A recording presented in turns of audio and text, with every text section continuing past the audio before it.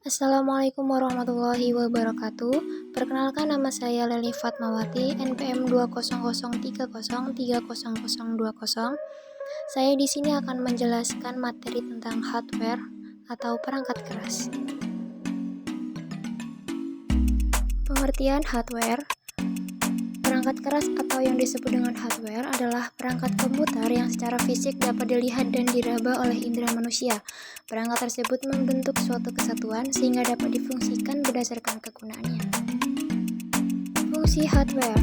Fungsi hardware yaitu untuk mendukung kerja komputer, menampilkan atau menerima input atau masukan, proses, mengolah data atau informasi, memberikan output, serta menyimpan data atau informasi yang terpasang di dalam maupun di luar komputer.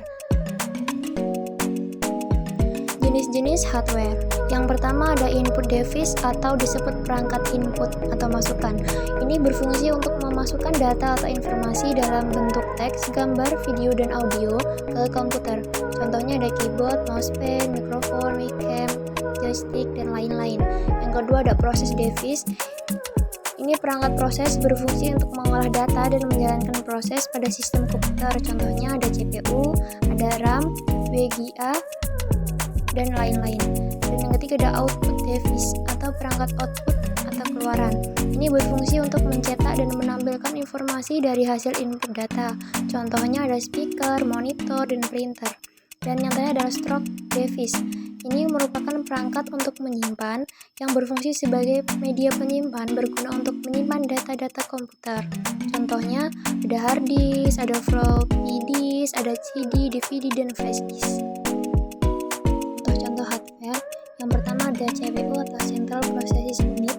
Ini berfungsi sebagai rangkaian sirkuit yang nantinya akan memproses berbagai instruksi yang diinginkan user atau pengguna, sekaligus berfungsi untuk menyimpan data di perangkat komputer.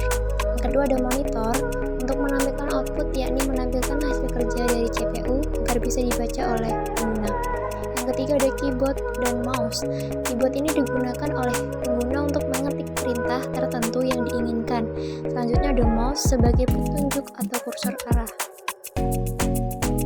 Contoh-contoh hardware selanjutnya ada hard disk, yaitu media penyimpan data yang berukuran sangat besar dan penggunaan bisa menyimpan data yang banyak.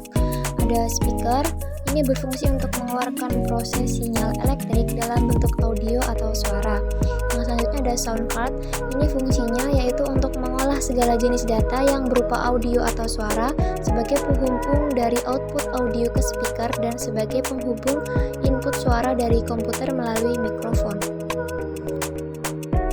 Selanjutnya masih dengan contoh-contoh hardware, ada casing, itu untuk melindungi bagian dalam komputer. Yang selanjutnya ada motherboard, ini sebagai papan sirkuit utama sebagai penghubung komponen hardware lainnya. Selanjutnya ada power supply sebagai penyedia daya untuk digunakan motherboard. Sekian dan terima kasih, semoga bermanfaat. Saya akhiri, wassalamualaikum warahmatullahi wabarakatuh.